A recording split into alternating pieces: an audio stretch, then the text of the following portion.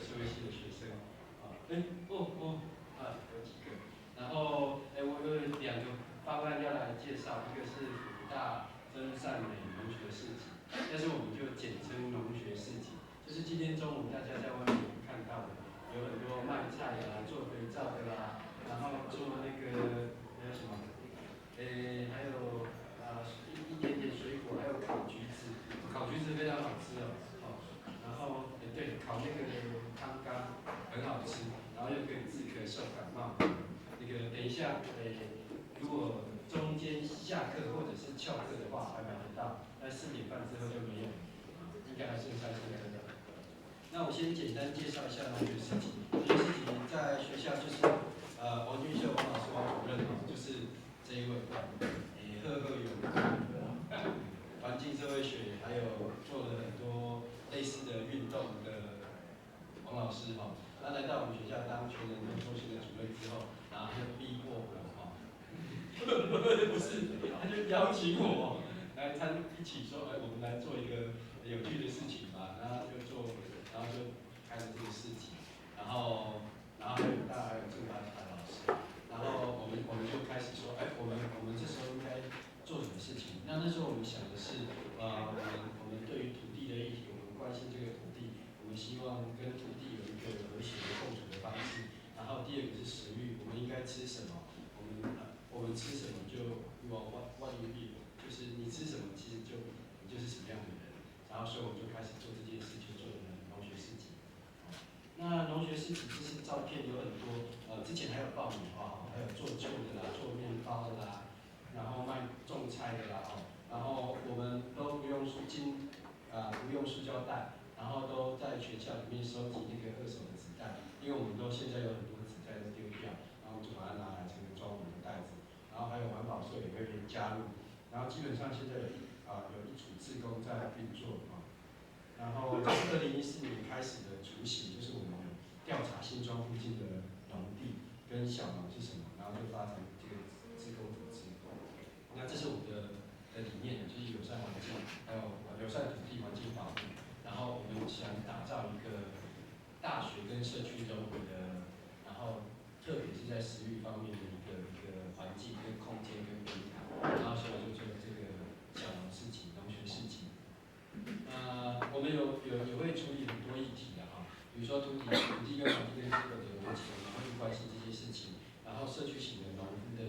我们希望那个找来的农友是社区型的，他并不是农工业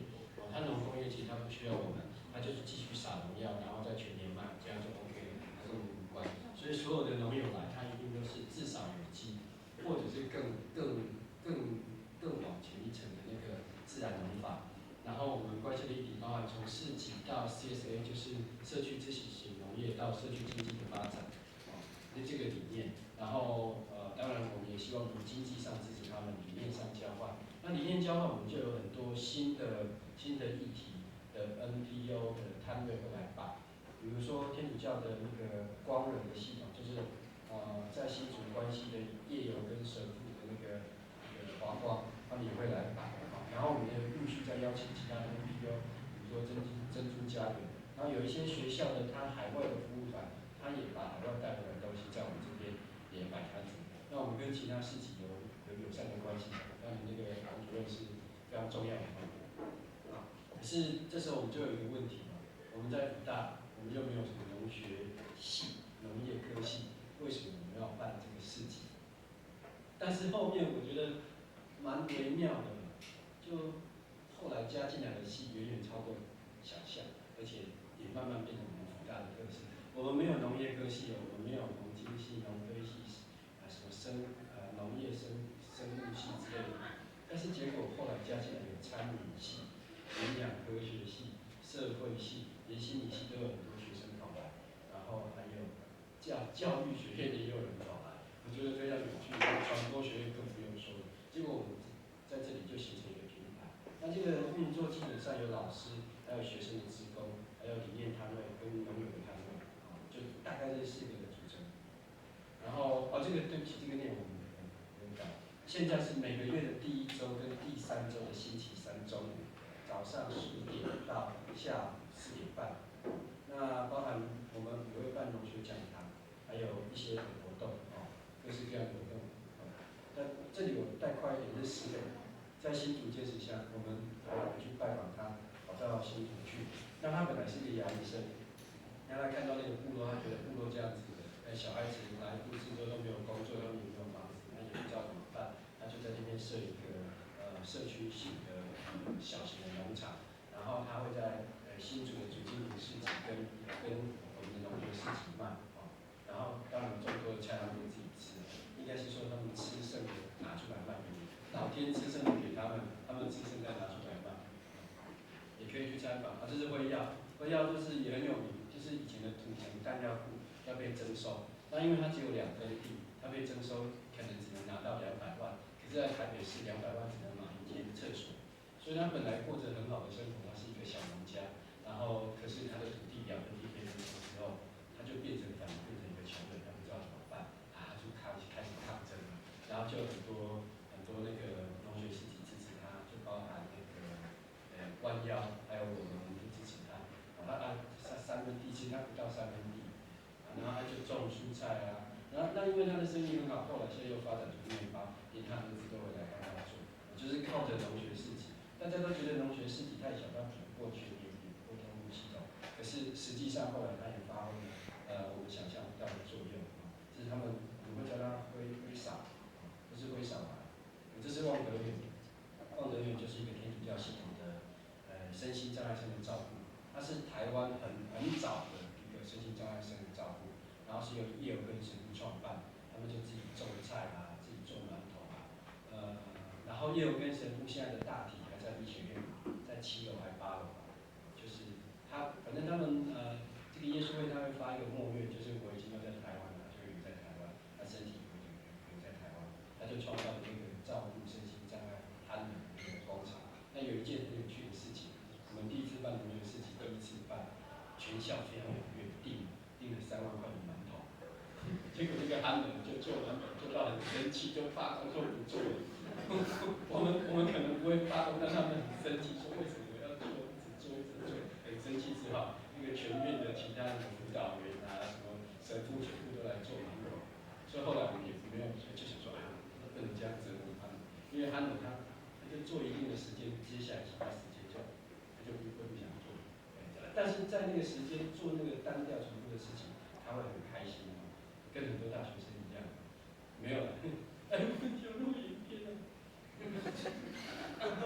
好丰富这是在离我们最近的一个社区，就是龟山。然后我们下学期想发展一个计划，就是在潜水艇的天空。等一下，那个王老师会补充，潜水艇天空，我们想在那边种菜，然后就会有好丰富来，他就会先帮大家看地然后土质的改善然后种一些香料，也不能种太多，因为潜水艇的天空下面是地下室，我们也会全部我们皆是来检查之后再做，未来还有很多活动那预计就在这个课里面，我们预计招8到10个，最多就是10个，然后参加这个农学市集的运作。那他的上课方式，第一个就是我们只听一些文本给他念，就是有关于农学的、农业知识的、农业改造的、土地改革，他要自己念。然后接下来呢，这10个人每个人负责一个，他会，就是这学期给他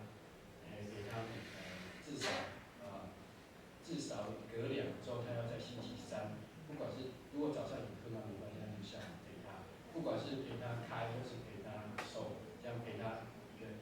上半天或者下半天，然后也去拜访他们农家，然后教书笔记，然后最后教这个学期的心得，大概是这样子。我们更希望他去做这件事情，然后有这样的知识，他也去理解这件事情，然后亲身也到场就去体验一下。那交通费的部分到新竹的我们应该会提供补助，没有那个我们会想办法解决。但是如果你愿意去新竹的话，因为那是一个很漫长的，到新竹只要1个小时，到尖石要再加2个小时，是吗？他有去过，然后6点出发，9点到，10点6点出发10点到，而且都没有偷懒。你就知道那个在多么偏僻的地方，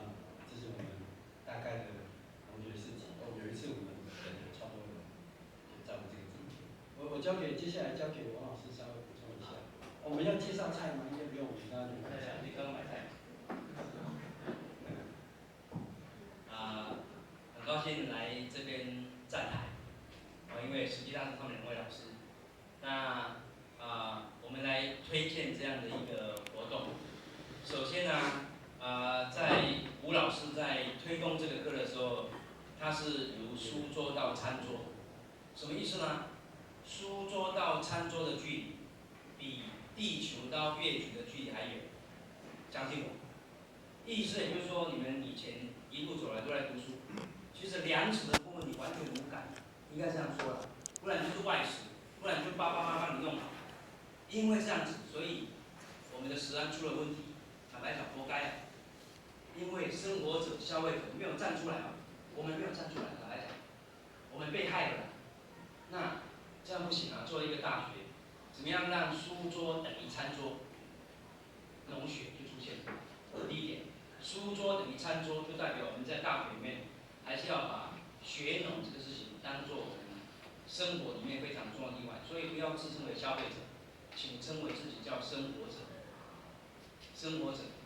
然后善用生活民主来改变校园，改变自己的健康，改变台湾。当我们讲民主的时候，都以为我们4年投1次票，因为我们投票叫做民主嘛。对不起，那个是很表象的民主。真正的民主在你的生活里面，你们1天吃3餐，等于1天投3次票。我再讲一次，你们1天吃3餐等于投3次票。当你们用钱去买东西的时候呢，也无所谓，那个有农药你也无所谓。那这样等于说你投票来残害自己的生活，这样说听懂吗？所以如果你用生活民主就开始注意粮食，那你就用投票来投给那些像支持友善的小农人，而不要支持传统的惯性农法，撒了很多农药，害我们土地、害我们健康的人。那这个反省在大学里面一定要出现。否则我们未来只能当顺民，而不能当公民。台湾不缺顺民啊，台湾缺的是公民。我们希望在这个班里面有公民的产生，这是第一点，要跟各位来做分享。第2点，我们刚刚讲为什么大学没有农学科系也应该办？大学跟农学的关系本来就是在一起的。想到西方大学的源头叫做修道院，对不对？我们看过很多。修道院是西方大学的源头，东方大学的源头叫书院，对不对？这2个都有耕读精神。简单讲就是住在那边，在那边读书，在那边种田，然后粮食就在旁边，稻田、菜园都在旁边，包括在修道院里面，后来很多的名酒的酿造都从修道院而来。耕读精神本来就是大学的精神。跟你有没有农业的关系相关科系无关，反而有农业科系的反对农学士级，我在那里大家听过，台大就反对农学士级，他们传统就是撒农药那一种，用工程那一种，资本主义的模式的那一种，因为他们是从西方学来的。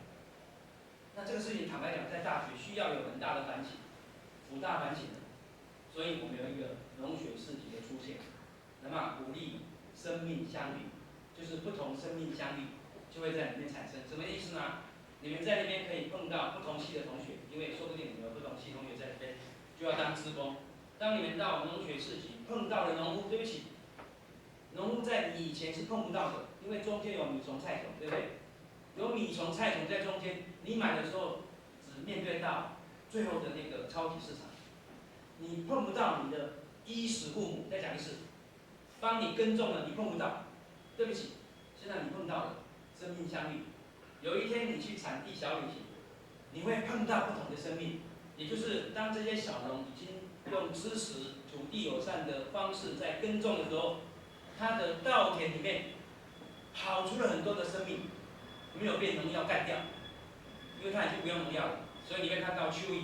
你会看到蛇，你会看到鸟巢，你会看到有的没有的生物，你碰到它们，那个是另外一种生命的相遇。所以在这一点呢，如果各位来参加这样的一个农学士级的志工，其实很多的机会会让各位碰到完全不同你这个领域的生命。那我觉得这是人生当中一个非常